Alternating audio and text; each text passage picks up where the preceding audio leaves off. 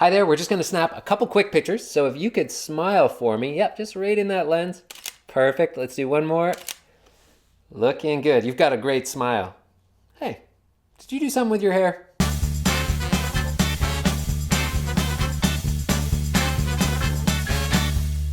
Hi there, Kelsey Toner here from Be a Better Guide, and today we're sharing 10 tips on how to take better pictures of your guests. I'm talking about those mantle-worthy, authentic feeling, best photos of the entire vacation kind of pictures. Because, let's face it, you've taken a lot of bad pictures of your guests over the years, just like me. Like this one, or maybe even some like these. Well, my friends, because we are always striving to be the best tour leader we can be, let's talk about how we can up our game when taking pictures for our guests.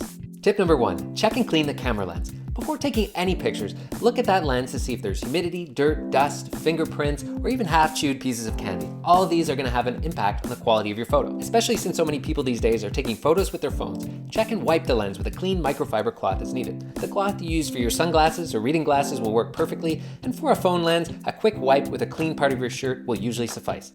2, get closer to your guests. People are almost always the subject in our photographs, and we're often taking pictures that are too far back. People want to be able to see their smiling faces, so fill the frame with their head and upper body. Don't worry about capturing their knees, legs, and toes. Usually this means capturing less of the background and try not to squeeze everything into the frame. Try a unique angle and move around, but remember that the guests are the main subjects in your photos. 3, avoid digital zoom. Zooming on a smartphone almost always means a loss in quality, as with any type of digital zoom. Also, when you're zooming in on other types of camera, you increase the chance of motion blur and camera shake. There are many exceptions, especially with high quality lenses, but you have legs and a movable body for a reason. Simply move closer to adjust your frame. Squat down, stand on something elevated, move around, and ditch the zoom.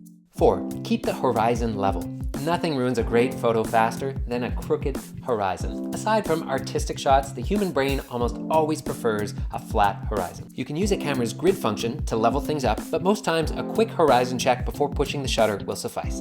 5, ensure people are in focus. The only thing more irritating than a crooked horizon is a blurry image. When you're using a smartphone, be sure to tap the screen on the area you want to focus your image. You can even lock the focus by pressing and holding that area for a couple seconds. Then readjust the frame as needed. Where should you focus? Directly on the eyes of your guests. Autofocus has improved substantially in almost all cameras, but always have a quick look in camera to make sure your guests are in focus. 6, think about light. The best photographers in the world know that light is one of the most important variables when it comes to photography. Here are some quick wins when it comes to lighting. Take photos of guests during the golden hours of the day. These are the hours shortly after sunrise or before sunset where daylight is redder, softer, and makes for beautiful photos. When shooting portraits, avoid sunny and direct light on faces whenever possible, which can create harsh shadows and a lot of squinting. Putting the sun behind your guests isn't a great idea either, because it will darken their faces into silhouettes, or the background will be white and overexposed. Do what you can with what you're given, but don't forget that overcast and cloudy days make for great photos. 7, shoot simple and uncluttered compositions. Framing and composition are part of what sets amazing photos apart from the rest. Now, it is an art form, but there are some guidelines that can get you pretty far. Remove all clutter from your photos and eliminate distracting elements in the background. Move your body, the camera, or even your guests to simplify what you see through the lens. Use the rule of thirds to mentally divide up your image using 2 horizontal lines and 2 vertical lines as seen here. Then position the important elements in your scene along those lines or at the points where they meet. When taking photos of people, place your subject's eyes at the intersection of these lines to give the shot a clear focal point. 8, make people laugh. After taking a few posed photos, try a few jokes and get your guests chuckling. When people are genuinely laughing, their smile takes on a more authentic quality and will make your photos feel less static. Try to take candid photos of your guests when they're not posing and they don't really know they're being photographed. If you get some good ones, offer to send them by email. These can easily become trip favorites. 9, get to know great spots to take pictures. If you're returning to the same spots over and over, then it is well worth your time to find the perfect spots to take pictures. For inspiration, have a look at postcards, Instagram, or do a Google image search of the sites you visit. What locations, angles, or poses can you recreate with your guests?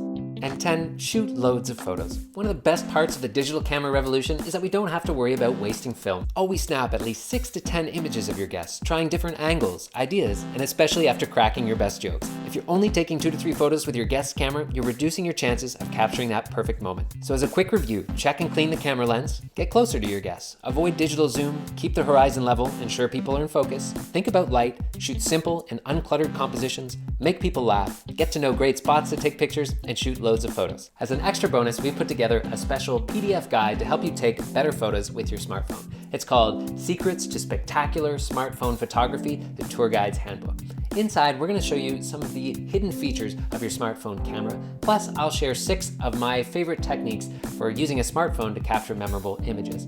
Having this ability to coach and teach your guests on how to use their smartphone camera better is a great customer service. So you can grab that PDF with the link below. If you enjoyed this video, please feel free to pass it on, share it with your network. It's always appreciated. Before you go, in the comments, let me know what advice do you have for capturing great pictures with your guests. As always, thanks for being here, and we'll see you next time. Okay, let's conclude with a humorous look at what tech companies think the elderly look like when they're using their new smartphones. All right, Nana, you go, girl. I just love how simple it all is. We love tiny new technology. The smaller the screen, the better. And now, a little taste of reality. You press your thing wherever it is. You face it that way like that, Barbara. That's. No, but I can see my son.